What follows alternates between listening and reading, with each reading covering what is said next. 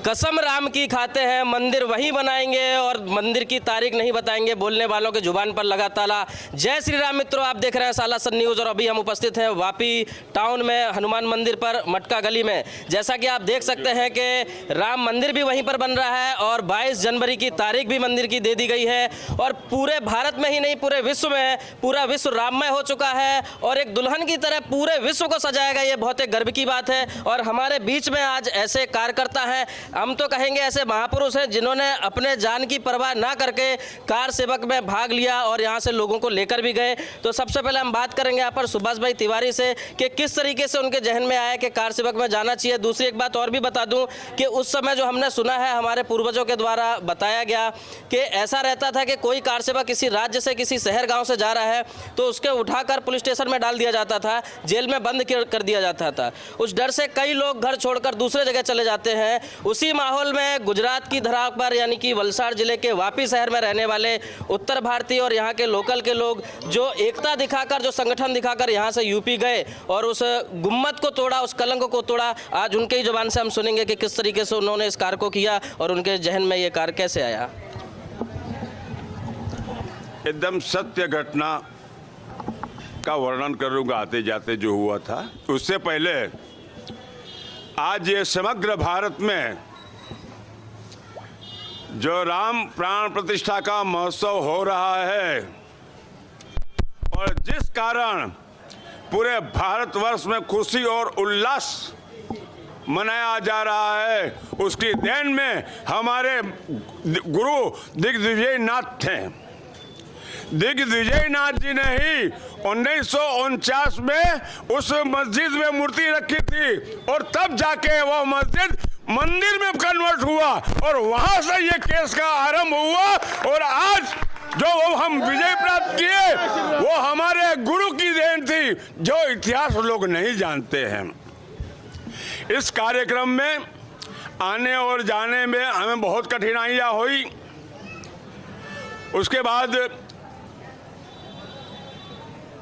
जो विवादित ढांचा था उसको तोड़ा गया, उसको नामो निशान किया गया और आज तो जो ये हो रहा है लेकिन कल यह उत्सव ऐसा मनाया जाए कि आने वाले दिनों में 22 जनवरी वह दिवाली के बाद एक दूसरी दिवाली के स्वरूप में मनाया जाए। यही मैं चाहना करता हूँ, यही मैं मनाता हूँ कि हर हिंदू भाई हर 22 जनवरी को खूब तन मन धन से इस कार्यक्रम में भाग ले, उत्साह ले। धन्यवाद, बहुत बहुत धन्यवाद। दूसरे जो कार सेवक हैं उनसे भी हम बात करेंगे, सभी का अनुभव यहाँ पर जानेंगे। जिस तरीके से आज उत्सव मनाया जा रहा है भारत में, लेकिन कहीं ना कहीं उन सभी की देन है और कितने लोगों ने आहुति दी ऐसा बताया जाता है। करीब 4.5 लाख जो सनातनी लोग थे उनको वहाँ पर मार के सरयू नदी में फेंक दिया गया। तो यहाँ पर श्रीपद जी भी हैं, उनसे भी बात करेंगे कि किस तरीके से वो यहाँ पर गए और कैसे उनके मन में आया कि कार सेवा में जुड़ना चाहिए और अपनी जान की परवाह किए बिना इस कार्यक्रम में भाग लेना चाहिए।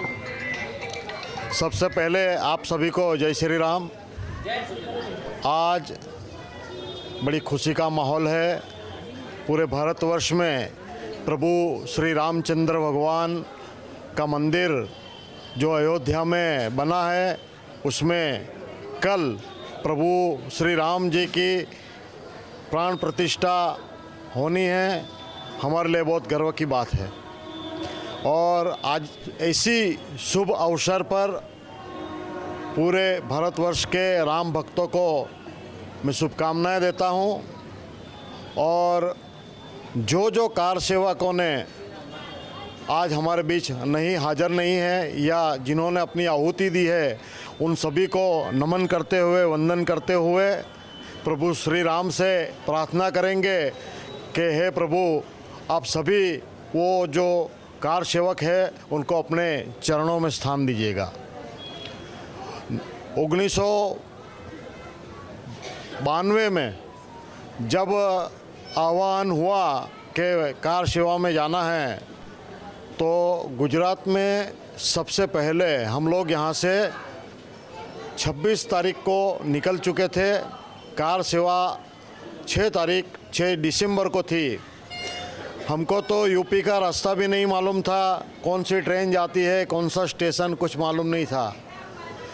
हमारे संघ के अग्रणी व्यास जी जो नवसारी के हैं, उन्होंने हमको व्यवस्था करके दी। और नवसारी के हमारे संघ के बंधु थे जगमोहन तिवारी जी, वो हमको यहाँ से इलाहाबाद लेके गए। इलाहाबाद में हमको त्रिवेणी संगम में स्नान कराने के बाद फिर वहाँ से हमको अयोध्या ले गए।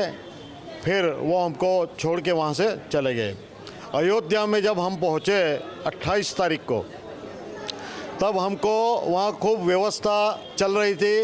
व्यवस्था में हम सभी कार सेवकों ने भाग लिया और उसके बाद 4-5 दिन तक हम लोगों ने रसोई घर में सेवा दी हमने।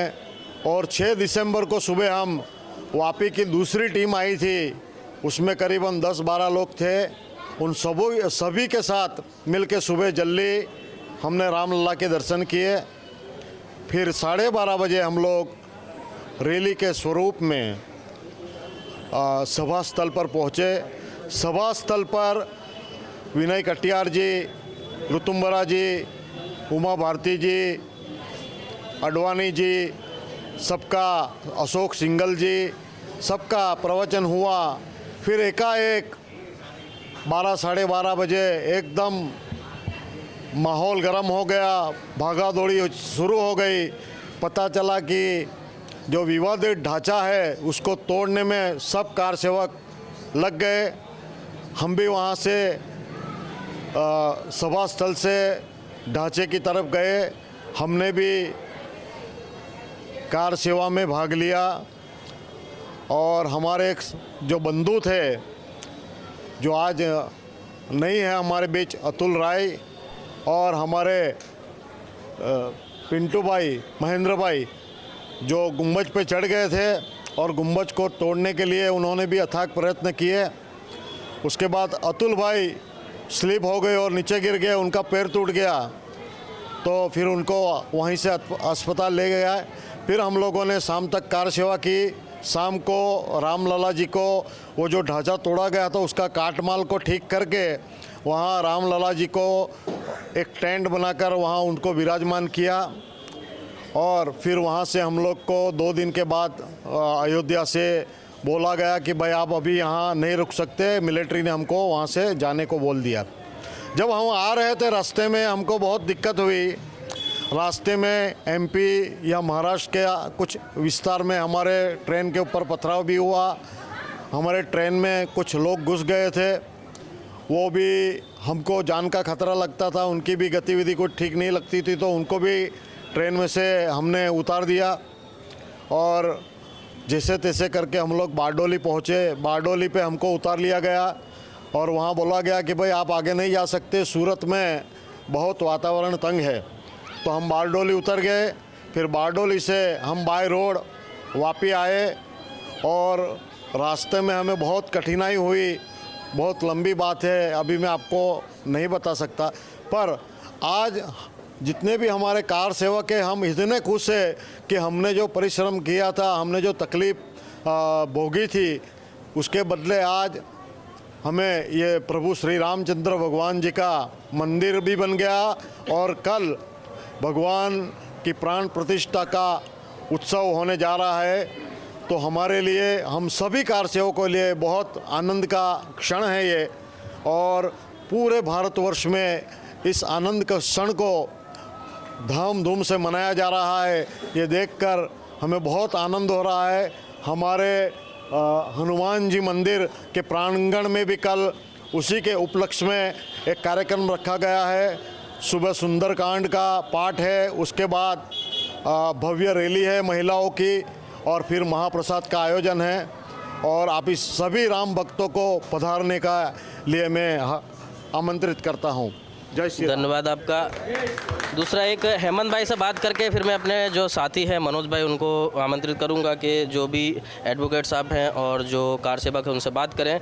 एक अनुभव मैं जानना चाहूँगा आपका कि किस तरीके से आप गुम्मत पे चढ़े और किसके सहायता से चढ़े, कैसे आपके मन में विचार आया कि गुम्मत के ऊपर चढ़ जाएंगे, या डर था मन के अंदर, या वहाँ पहुँच गए तो लगा कि अब आ गए यहाँ पर तो जो भी है तोड़फोड़ कर देना है? कोई डर नहीं था, वहाँ जुनून ही ऐसा था कि आदमी पागल आदमी भी ऊपर चढ़ जाए, ऐसा जुनून था वहाँ।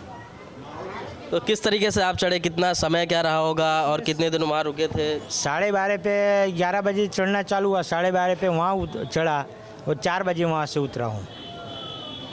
तो वहाँ पे हाथों से ही तोड़फोड़ की या कुछ औजार वगैरह? औजार कोई नहीं था, जो रेलिंग लगाई थी वो पब्लिक ने तोड़ दी, राम सेवकों ने वही उसके ही हथियार बना दिए। कहते हैं ईश्वरीय कार्य में किसी ना किसी प्रकार से सहयोग मिल जाता है, और जिस तरीके से इन्होंने बताया कि वहाँ पर कोई साधन नहीं था तोड़फोड़ करने का, लेकिन बोले कि राम के काम में जुड़े हुए हैं तो वहाँ पर साधन मिल ही जाता है।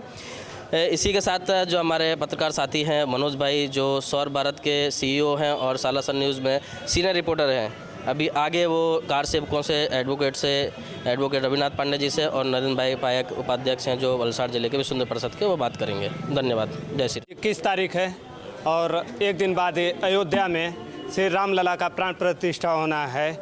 ये जो 500 सालों का संघर्ष है, इसको शब्दों में बयां नहीं किया जा सकता, लेकिन इसे हम महसूस ज़रूर कर पा रहे हैं। आज ये जो खुशी है और जिनके द्वारा ये संभव हो पाया, ये जो संघर्ष था, इसमें कुछ लोगों ने अपनी जानें गंवाई तो कुछ लोगों ने अपने घर गंवा दिए।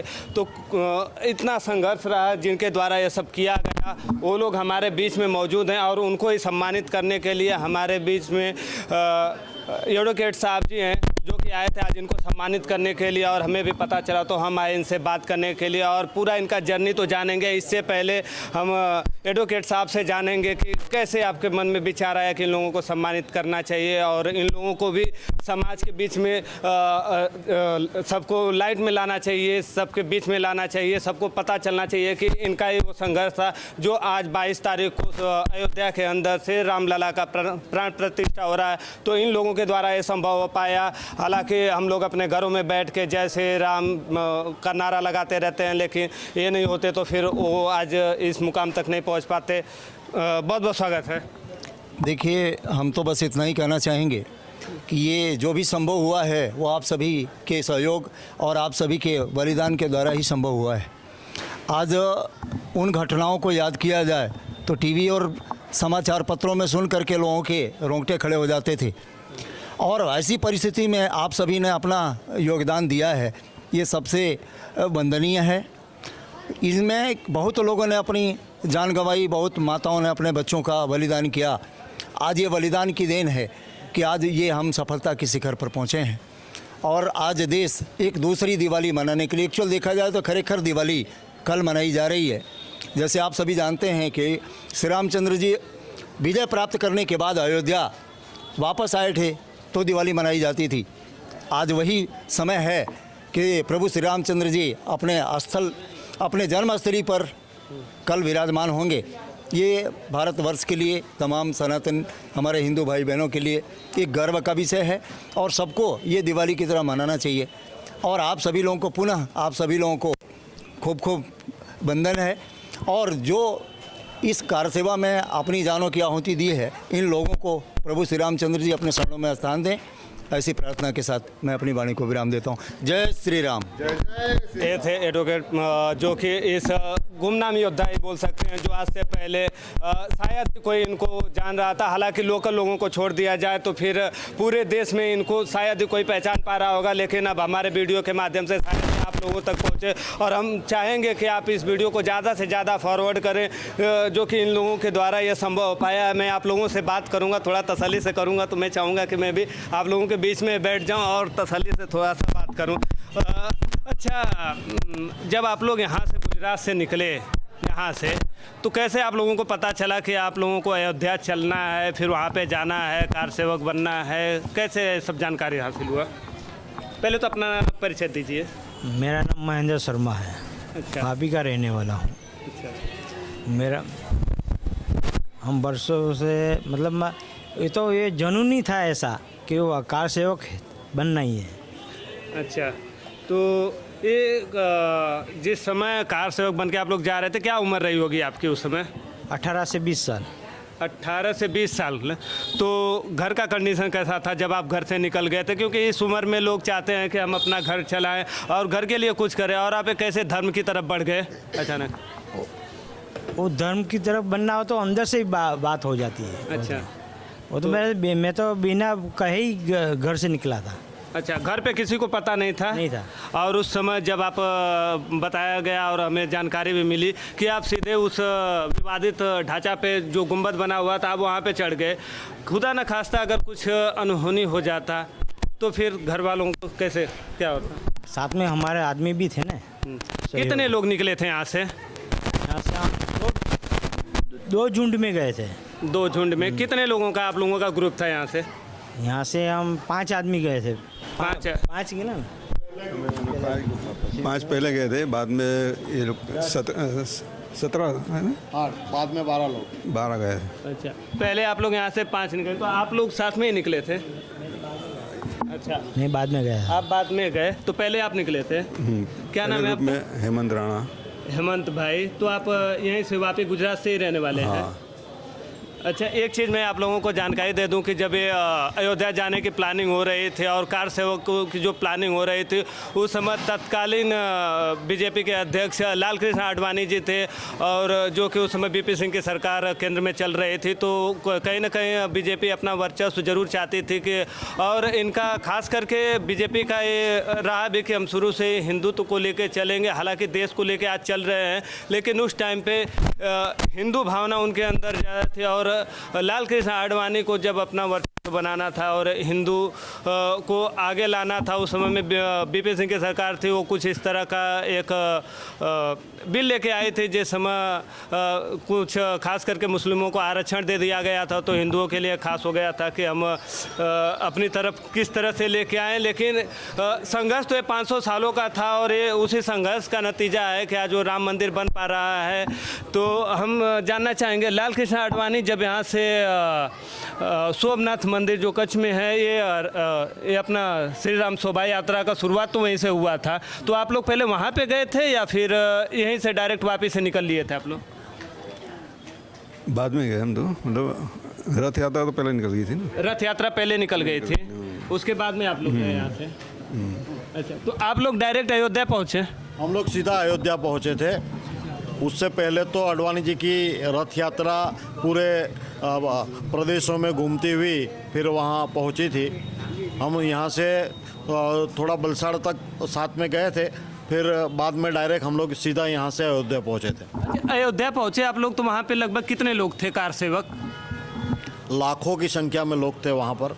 और जब कार सेवा मतलब उस दिन 6 दिसंबर को सुबह आह्वान हुआ कि वहाँ एक सभा होने वाली है, तो उस सभा में अशोक सिंघल जी, आडवाणी जी, उमा भारती, ऋतुंबरा जी, विनय कटियार जी और दूसरे कई हिंदू राष्ट्रीय नेताओं ने आह्वान किया कार सेवा के लिए।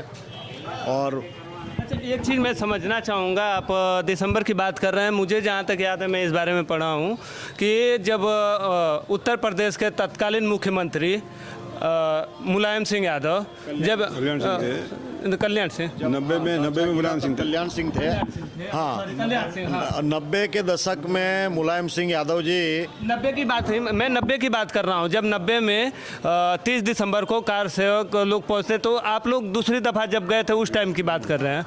अच्छा, ढांचा गिरा ना 92 में, 1992 में जब ढांचा गिरा उस वक्त हम कार सेवा में गए थे। 90 में तो मुल्ला मुलायम की सरकार थी, तो किसी को वहाँ नज़दीक जाने ही नहीं दिया था। फिर भी जो कार सेवक थे उन्होंने कार सेवा किया था और जो मस्जिद के स्थानिक जो विवादित ढांचा था उसके ऊपर चढ़ गए और गुंबज पे अपनी ध्वजा फरका दी थी। अच्छा, तो आप लोग ये 92 में जब गए थे तब तो नहीं, मैं बात कर रहा था 90 की बात कर रहा था, जब 90 में तत्कालीन मुख्यमंत्री थे वहाँ पे मुलायम सिंह यादव, और 30 तारीख का वो दिन था जब वहाँ पे ढांचे पे कुछ चढ़े हुए कार सेवकों के ऊपर गोली चला दी गई थी और लगभग 20 लोग मारे गए थे और पूरे देश के अंदर दंगा भड़क गया था, जहाँ पे हिंदू मुस्लिम करके 50 से ज़्यादा कार सेवक लोग मारे गए थे। तो ये वो संघर्ष और ये लड़ाई जो लड़ी गई थी, इसके योद्धा हैं, तो हम इनसे बात कर रहे थे। हम आपसे जानना चाहेंगे, क्या नाम है आपका? प्रकाश भाई। प्रकाश भाई, तो कब गए थे आप भी? 92 हाँ, इसमें साथ नहीं गया 92 में। हाँ। तो आप लोगों के अंदर वो डर नहीं था कि जो 90 में जो घटना हो चुकी है, जबकि 30 तारीख को गोली चलाई जाती है, फिर उसके ठीक 2 दिन बाद ही 2 नवंबर को भी गोली चलाई जाती है, वहीं पे गोलीबारी होती है, तो आप लोगों के अंदर 2 साल बाद ही फिर इस तरह से कैसे जुनून आ गया? डर थोड़ा भी डर नहीं था हमारे को। डर नहीं था क्योंकि ये घटना हो चुकी थी और 50 से ज़्यादा कार सेवक मारे गए थे। डर इसलिए नहीं था कि यूपी में तभी माननीय मुख्यमंत्री कल्याण सिंह जी की सरकार भाजपा की सरकार थी और भाजपा का आह्वान था कि हम मंदिर वहीं बनाएंगे जहां राम ने जन्म लिया है, मंदिर वहीं बनाएंगे। तो हमें तो कोई डर था ही नहीं, क्योंकि हम तो हमारे मामा के यहाँ जा रहे हैं ऐसा हमको अनुभव हो रहा था और जाके हमें मंदिर बनाना है, कार सेवा करनी है, हमारे मन में ठान के यहाँ से निकले थे हम लोग और ऐसा कोई डर नहीं था। तो उस समय मैं जानना चाहूँगा घर की कंडीशन कैसी थी आप लोगों की? आप मतलब उम्र भी काफ़ी कम रही होगी, आज से 35 साल पहले की बात है, मैं अगर सही हूँ तो लगभग 35 साल के पहले की बात है। तो क्या उम्र रही होगी आप लोगों की? हम लोग 20-22 साल की उम्र में वहाँ गए थे और घर पे तो बताया नहीं था कि हम लोग ऐसा कार्य करने जा रहे हैं, ऐसे ही बताया कि हम लोग मंदिर पे जा रहे हैं दर्शन करने, ऐसा करके निकल गए थे यहाँ से। और वहाँ जाके व्यवस्था, भोजन व्यवस्था देखी, टेंट व्यवस्था देखी सब। फिर हमने कार सेवा 6 दिसंबर को कार सेवा में भी भाग लिया। फाइनली आप लोगों का ये संघर्ष जो है अब ये रंग लाया है, कैसा महसूस कर रहे हैं? हम बहुत गौरव का अनुभव कर रहे हैं। जैसे दिवाली हम हर साल मनाते हैं, ये एक विशेष दिवाली है, तो हम इस बात की खुशी है हमें कि हम एक ऐसी पीढ़ी है, हमारी ये जो पीढ़ी है ऐसी है कि जिसने विवादित ढांचा या मस्जिद को टूटते हुए भी देखा है और राम मंदिर को बनते हुए भी देखा है और रामलला की प्राण प्रतिष्ठा में भी हम भाग लेने वाले हैं। तो ये हैं हमारे बीच में कार सेवक लोग जो कि इनको मंजिल पता नहीं थी, उस रास्ते पे निकल गए थे, शायद वो रास्ता भी पता नहीं था कि वो मंजिल मिलेगी या नहीं मिलेगी। अंधेरे में वो कदम चले थे और सफलता की तरफ पहुंच गए। शायद शब्दों में बयां कर पाना और 1-2 शब्दों में बयां कर पाना, एक वीडियो में बयां कर पाना ये काफ़ी मुश्किल होगा। आप अपनी राय में कमेंट बॉक्स में लिखिए। और मुझे लगता है पहली बार वापी के अंदर हम अपने कार सेवकों को लेके आ रहे हैं इस चैनल पे, तो अगर आप तक ये वीडियो पहुँचता है तो इनको और उजागर कीजिए, लोगों के बीच में लाइए, ताकि पता चले कि इनकी लड़ाई जो एक अंधेरे में चली गई थी, मंजिल का पता नहीं था, चली गई थी, आज उस मुकाम तक पहुंच चुके हैं। तो आप लोग कैसा महसूस कर रहे हैं? आप अपना राय हमें कमेंट बॉक्स में ज़रूर लिख के भेजिए। बाकी आप लोगों का बहुत बहुत धन्यवाद, आप लोग यहाँ तक आए। बाकी आपका अपना राय हमें कमेंट बॉक्स में लिखते रहिए। धन्यवाद।